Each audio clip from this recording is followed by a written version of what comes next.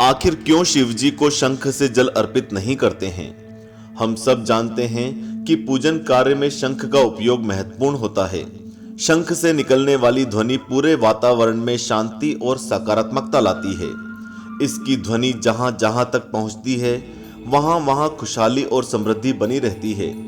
लगभग सभी देवी देवताओं को शंख से जल चढ़ाया जाता है, लेकिन शिवलिंग पर शंख से जल चढ़ाना वर्जित माना गया है।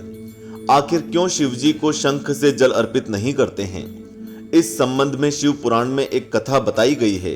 साथ ही इस वीडियो में हम आपको शंख से जुड़े कुछ वास्तु टिप्स देंगे। आगे बढ़ने से पहले हम आपको बता दें कि आध्यात्मिक विकास के लिए इस वीडियो के अंत में एक सवाल पूछा गया है, जिसका जवाब इस वीडियो में ही मिलेगा, इसलिए इसे ध्यानपूर्वक देखें। स्वागत है आपका आस्तिक स्पिरिचुअल सीक्रेट्स में। शिव पुराण के अनुसार शंखचूड़ नाम का महापराक्रमी दैत्य था। शंखचूड़ दैत्यराज दंभ का पुत्र था। दैत्यराज दंभ को जब बहुत समय तक कोई संतान की प्राप्ति नहीं हुई, तब उसने भगवान विष्णु के लिए कठिन तपस्या की। तब से प्रसन्न होकर श्री हरि विष्णु प्रकट हुए। विष्णु जी ने वर मांगने के लिए कहा। तब दंभ ने तीनों लोकों के लिए अजय एक महापराक्रमी पुत्र का वर मांगा। श्री हरि तथास्तु बोलकर अंतर्ध्यान हो गए। तब दंभ के यहाँ एक पुत्र का जन्म हुआ, जिसका नाम शंखचूड़ पड़ा। शंखचूड़ ने पुष्कर में ब्रह्मा जी के निमित्त घोर तपस्या की और उन्हें प्रसन्न कर लिया।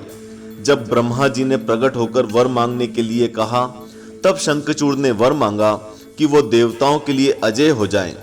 ब्रह्मा जी ने तथास्तु बोला और उसे श्री कृष्ण कवच दिया। साथ ही ब्रह्मा जी ने शंखचूड़ को धर्मध्वज की कन्या तुलसी से विवाह करने की आज्ञा दी। फिर वे अंतर्ध्यान हो गए।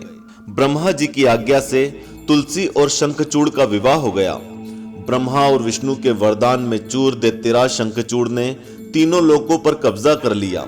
देवताओं ने त्रस्त होकर श्री हरि विष्णु से मदद मांगी, परंतु उन्होंने खुद दंभ को ऐसे पुत्र का वरदान दिया था। अतः उन्होंने भगवान शिव से प्रार्थना की। तब शिवजी ने देवताओं के दुख दूर करने का निश्चय किया और वे चल दिए। परंतु श्री कृष्ण कवच और तुलसी के पतिव्रत धर्म की वजह से शिवजी भी उसका वध करने में सफल नहीं हो पा रहे थे। तब विष्णु जी ने ब्राह्मण रूप बनाकर दैत्यराज से उसका श्री कृष्ण कवच दान में ले लिया। उसके बाद शंखचूड़ का रूप धारण कर तुलसी के शील का हरण कर लिया। ये सब होने के बाद भगवान शिव ने शंखचूड़ को अपने त्रिशूल से भस्म कर दिया और उसकी हड्डियों से शंख का जन्म हुआ। चूंकि शंखचूड़ विष्णु भक्त था, इसलिए लक्ष्मी विष्णु को शंख का जल अति प्रिय है और सभी देवताओं को शंख से जल चढ़ाने का विधान है। परंतु भगवान शिव ने उसका वध किया था, इसलिए शंख का जल शिवजी को निषेध बताया गया है। इसी वजह से शिवजी को शंख से जल नहीं चढ़ाया जाता है। और आइए अब शंख से जुड़े कुछ वास्तु टिप्स जानते हैं, जिससे आपका जीवन बदल जाएगा। अगर आपका बच्चा पढ़ने में कमजोर है, तो शंख में जल भरकर उसे पिलाने से उसकी बुद्धि तेज होगी और पढ़ाई में मजबूत होगा। जैसा कि हमने आपको बताया है कि शंख सकारात्मकता लाता है। पूजा घर में शंख रखने से घर में अगर कोई वास्तु दोष है तो उससे भी मुक्ति मिलती है। साथ ही साथ वास्तु दोष को मिटाने के लिए ईशान कोण में शंख बजाने से भी वास्तु दोष से मुक्ति मिलती है। अगर आप पूजा पाठ करते हैं तो पूजा की शुरुआत शंख से करें। इससे आपके शरीर का ऑरा यानी प्रभामंडल शुद्ध और पॉजिटिव हो जाता है। माता लक्ष्मी और भगवान विष्णु शंख को अपने हाथों में धारण करते हैं। ऐसे में शंख को बजाना शुभ माना जाता है। दक्षिणवर्ती शंख से शालिग्राम और लक्ष्मी जी की पूजा करनी चाहिए। ये एक बहुत ही कारगर उपाय है धन प्राप्ति के लिए। साथ ही साथ इस उपाय से वैवाहिक जीवन भी सुखी रहता है। अगर आप गणेश शंख भगवान गणेश की पूजा में शामिल कर लें, तो आपको श्री गणेश जी के आशीर्वाद के साथ साथ धन की भी प्राप्ति होगी।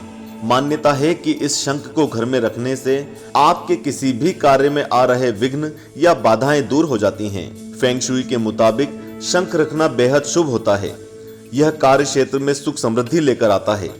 इसे रखने मात्र से ही व्यवसाय व्यापार में वृद्धि होती है। बता दें कि शंख भगवान बुद्ध के पैरों में बने 8 शुभ चिन्हों में से एक है। अगर आपकी किसी बेहद खास से रोज रोज लड़ाई होती है, लाख कोशिशों के बावजूद भी आपके रिश्ते में कोई सुधार नहीं हो रहा है, तो आपको लिविंग रूम में शंख रखना चाहिए। लेकिन ध्यान रहे कि शंख को दक्षिण पश्चिम दिशा में ही रखना चाहिए, अन्यथा इसके परिणाम उल्टे भी हो सकते हैं। हमारे द्वारा दिए गए सवाल का 15 सेकंड में जवाब देकर वीडियो को तुरंत लाइक करें और चैनल को सब्सक्राइब कर बेल आइकन दबाएं। सवाल ये है कि शंखचूड़ की पत्नी का नाम क्या था? हेलेना, तुलसी, माधवी या सुपर्णा?